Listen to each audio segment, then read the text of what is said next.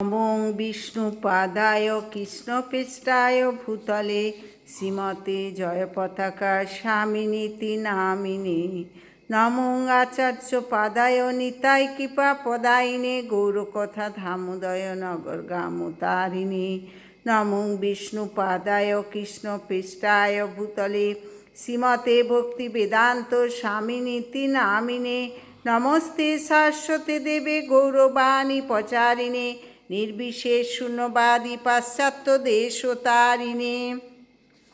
শ্রীমদ্ ভগবদ্ গীতার দ্বিতীয় অধ্যায় সাংখ্যযোগের 40 নম্বর শ্লোক। ন ইহ অভিক্রম নাশো হন্তি প্রত্যব্যায়ো ন বিদ্যতে স্বল্পম ওপি অস্য ধর্মস্য ত্রায়তে মহত ভয়াৎ। অনুবাদ: ভক্তিযোগের অনুশীলন কখনো ব্যর্থ হয় না এবং তার কোনো ক্ষয় নেই। তার স্বল্প অনুষ্ঠানও অনুষ্ঠাতাকে সংসাররূপ মহাভয় থেকে পরিত্রাণ করে। প্রভুপাদ তাৎপর্য: নিজের সুখ সুবিধার কথা বিবেচনা না করে কৃষ্ণ ভাবনাময় কর্ম বা শ্রীকৃষ্ণের সেবা করাই হচ্ছে সবচেয়ে মহৎ কাজ। কেউ যদি একটু একটু করেও ভগবানের সেবা করতে শুরু করে তাতেও কোনো ক্ষতি নেই এবং ভগবানের এই সেবা যত নগণ্যই হোক না কেন, কোনো না কোনো অবস্থাতেই তা বিফলে যায় না। জড়জাগতিক স্তরে যে কোনো কাজকর্ম যতক্ষণ পর্যন্ত সুসম্পন্ন না হচ্ছে ততক্ষণ তার কোনো তাৎপর্যই থাকে না, কিন্তু অপ্রাকৃত কর্ম বা ভগবৎ সেবা সুসম্পন্ন না হলেও বিফলে যায় না, তার সুফল চিরস্থায়ী হয়ে থাকে। ভগবানের সেবা একবার যে শুরু করেছে তার আর বিপদগামী হবার কোনো সম্ভাবনা থাকে না। এক জন্মে যদি তার ভগবৎ ভক্তি সম্পূর্ণ নাও হয় তবে তার পরের জন্মে শেষ যেখানে শেষ করেছিল সেখান থেকে আবার শুরু করবে। এভাবেই ভগবৎ ভক্তির ফল চিরস্থায়ী থাকে বলে ক্রমান্বয়ে জীবকে মায়ামুক্ত করে।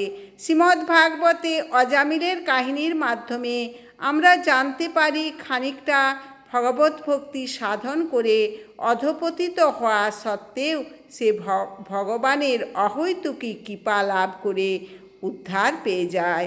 যদি কেউ তার স্বীয় কর্তব্যকর্ম ত্যাগ করে ভগবানের শ্রীচরণাম্বুজের সেবা করে এবং সেই ভগবৎ সেবা সম্পূর্ণ না করে অধঃপতিত হয় তাতে ক্ষতি কী? আর যদি কেউ জড়জাগতিক সমস্ত কর্তব্যকর্ম সুসম্পন্ন করে তাতে তার কী লাভ? কিংবা যেমন খ্রিস্টধর্মীরা বলে থাকেন, কোনো মানুষ সমগ্র পৃথিবী লাভ করেও যদি তার শাশ্বত আত্মাকেই হারিয়ে ফেলে তবে তার কী লাভ?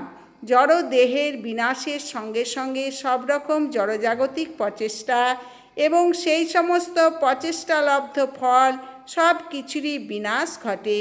কিন্তু ভগবানের সেবায় মানুষ যেসব কাজকর্ম করে তার ফলে সে আবার আরও ভালোভাবে ভগবানের সেবা করবার সুযোগ পায়। এমনকি দেহের বিনাশ হলেও ভগবানের সেবা কার্য সম্পূর্ণ না করে যদি কেউ দেহত্যাগ করে তবে পরজন্মে সে আবার মনুষ্য জন্ম লাভ করে। সৎ ব্রাহ্মণ অথবা প্রতিপত্তিশালী সম্ভ্রান্ত পরিবারে জন্মলাভ করে সে আবার তার অসম্পূর্ণ ভগবৎ ভক্তিকে সম্পূর্ণ করে ভগবানের কাছে ফিরে যাবার সুযোগ পায়। কৃষ্ণ ভাবনাময় কর্মে আত্মনিয়োগ করার এই হচ্ছে অতুলনীয় বৈশিষ্ট্য। হরে কৃষ্ণ কৃষ্ণ কৃষ্ণ হরে হরে, হরে রাম রাম রাম হরে হরে।